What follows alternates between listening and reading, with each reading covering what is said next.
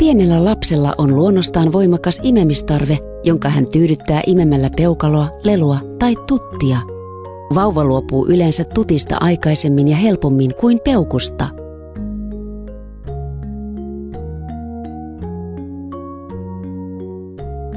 Huuhtele äidinmaidon tai muiden maitotuotteiden kanssa kosketuksissa olleet tuotteet heti käytön jälkeen kylmällä vedellä. Näin ne säilyvät kirkkaina pidempään.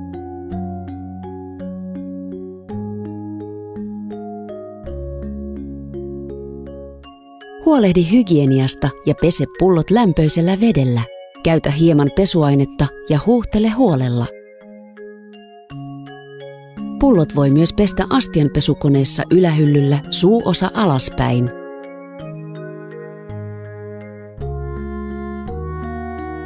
Ensimmäisten kuukausien aikana tuttipullot pitää steriloida joka käytön jälkeen. Myöhemmin, kun vauvan vastustuskyky kasvaa, riittää sterilointi kerran päivässä.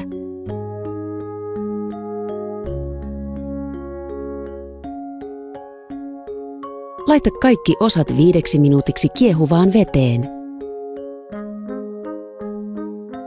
Veden tulee kiehua koko ajan. Laita sen jälkeen tutit kuivumaan.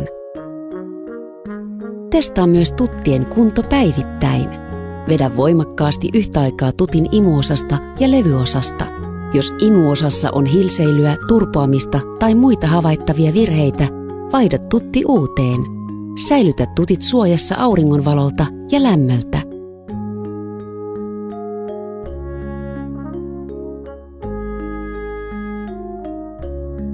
Käytä hygieniasyistä useampaa tuttia kerrallaan ja vaihda ne kokonaan uuteen 1–2 kuukauden välein.